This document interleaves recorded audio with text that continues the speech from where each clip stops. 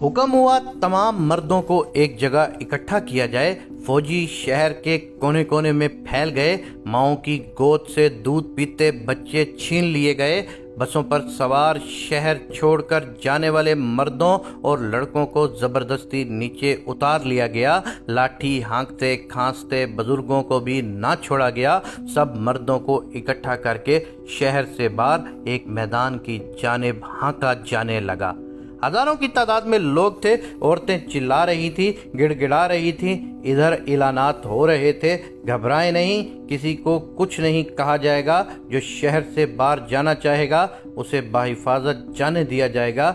ज़ारो कतार रोती ख़वातीन अक़वाम मुत्तहिदा के इन फौजियों की तरफ इल्तजाइया नज़रों से देख रही थी, जिनकी जानिब से दावा किया गया था कि शहर महफूज हाथों में है, लेकिन वो सब तमाशाई बने खड़े थे।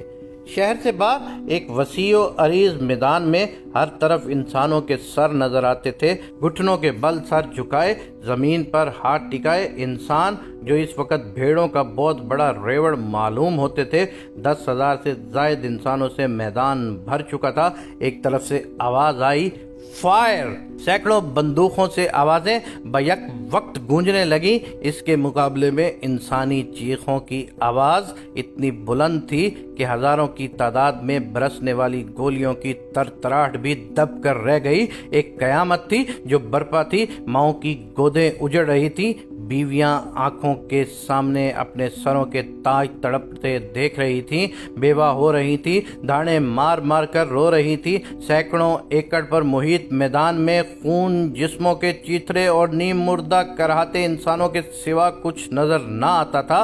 शैतान का खूनी रक्स जारी था और इंसानियत दम तोड़ रही थी। इन सिसकते वजूदों का एक ही कसूर था कि ये कलमा गो मुसलमान थे।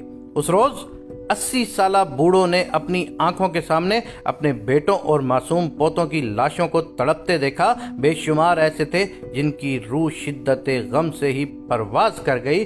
शैतान का ये खूनी रक्स थमा तो हजारों लाशों को ठिकाने लगाने के लिए मशीनें मंगवाई गईं। बड़े बड़े गड्ढे खोद कर 500 हजार लाशों को एक ही गड्ढे में फेंक कर मट्टी से भर दिया गया। ये भी ना देखा कि लाशों के इस ढेर में कुछ नीम मुर्दा सिसकते और कुछ फायरिंग की जद से बच जाने वाले जिंदा इंसान भी थे।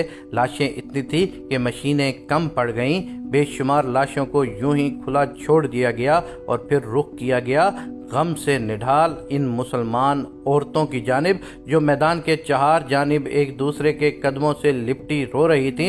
इंसानियत का वो नंगा रक्स शुरू हुआ कि दरिंदे भी देख लेते तो शर्म से पानी पानी हो जाते।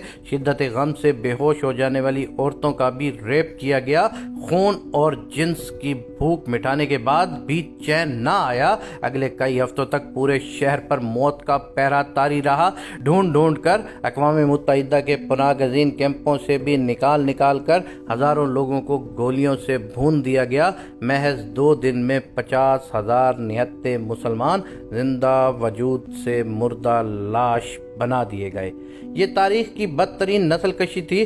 जुल्म व बर्बरियत की ये कहानी सैकड़ों हजारों साल पुरानी नहीं, ना ही इसका ताल्लुक वैशी कबाइल या दौरे जाहिलियत से है। ये 1995 की बात है, जब दुनिया अपने आप को खुद साख्ता मुहज़्ज़िब मकाम पर फायज किए बैठी थी। ये मकाम कोई पसमानदा अफ्रीकी मुल्क का नहीं, बल्कि यूरोप का जदीद कस्बा सरब्रेन का था। ये वाक़या अक़वाम मुत्तहिदा की नाम नहाद अमन फोर्सेस के ऐन सामने, बल्कि उनकी पुष्पनाई में पेश आया। अगर आप समझते हैं कि ये मुबालगा आराई है तो एक बार सरब्रियानका का वाक़ये पर अक़वाम मुत्तहिदा के साबिक सेक्रेटरी जनरल कोफी अन्नान का बयान पढ़ लीजिए, जिसने कहा था कि ये कत्लेआम अक़वाम मुत्तहिदा के चेहरे पर बदनुमा दाग की तरह हमेशा रहेगा। 90 की दिहाई में यूगोस्लाविया टूटने के बाद बोस्निया के मुसलमानों ने रेफरेंडम के जरिए से अपने अलग वतन के क़याम का ऐलान किया। बोस्निया हर्ज़गोविना के नाम से कायम इस रियासत में मुसलमान अक्सरियत में थे, जो तुर्कों के दौरे उस्मानी में मुसलमान हुए थे और सदियों से यहाँ आबाद थे। लेकिन यहाँ मुकीम सर्ब अलग रियासत से खुश न थे। उन्होंने सर्बिया की फौज की मदद से बगावत की। इस दौरान में बोस्निया के शहर सरब्रियानका के इर्द गिर्द सर्ब अफवाज ने محاصرہ کر لیا۔ یہ محاصرہ کئی سال تک جاری رہا۔ اقوام متحدہ کی امن افواج کی تعیناتی کے ساتھ ہی باقاعدہ اعلان کیا گیا کہ اب یہ علاقہ محفوظ ہے، لیکن یہ اعلان محض ایک جھانسا ثابت ہوا۔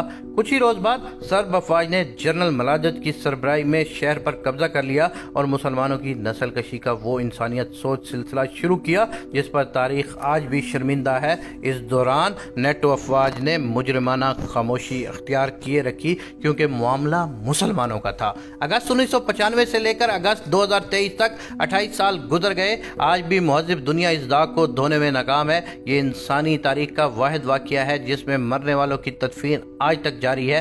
آج بھی سربرینکا کے گرد و نواح سے کسی نہ کسی انسان کی بوسیدہ ہڈیاں ملتی ہیں تو انہیں اہل علاقہ دفناتے نظر آتے ہیں۔ جگہ جگہ قطار اندر قطار کھڑے پتھر اس بات کی علامت ہے کہ یہاں وہ لوگ دفن ہیں جن کی اور کوئی شناخت نہیں ماں سوائے اس کے کہ وہ مسلمان تھے۔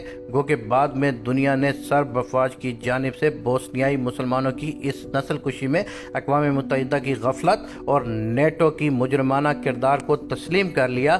کیس بھی چلے، معافیاں بھی مانگی گئیں، مگر ہائے اس زود پشیماں کا پشیماں ہونا۔ اب تو یہ واقعہ آہستہ آہستہ یادوں سے بھی محو ہوتا جا رہا ہے۔ دنیا کو جنگ عظیم، سرد جنگ اور یہودیوں پر ہٹلر کے جرائم تو یاد ہیں، لیکن مسلمانوں کا قتل عام یاد نہیں۔ غیروں سے کیا ہم گلہ کریں؟ ہم میں سے کتنوں کو معلوم ہے کہ ایسا کوئی واقعہ ہوا بھی تھا؟ 50,000 مردوں اور بچوں کا قتل اتنی آسانی سے بھلا دیا جائے، یہ وہ خون آلود تاریخ ہے جسے ہمیں بار بار دنیا کو دکھانا ہوگا۔ جس طرح 9/11 اور دیگر واقعات کو ایک گردان بنا کر رٹایا جاتا ہے، بائینہ ہمیں بھی یاد دلاتے رہنا ہوگا۔ نام نہاد مہذب معاشروں کو ان کا اصل چہرہ دکھاتے رہنا ہوگا۔ اپنے دوستوں کو روزانہ پھول ضرور بھیجیں، مگر خدارہ ایسی تحریریں ضرور بھیجیں جس سے ہمارے ایمان اور عمل میں اضافہ ہوتا ہو۔ اس واقعے میں ہمارے لیے ایک اور بہت بڑا سبق یہ بھی ہے کہ کبھی اپنے تحفظ کے لیے اغیار پر بھروسہ نہ کرو اور اپنی جنگیں اپنے ہی زور بازو سے لڑی جاتی ہیں۔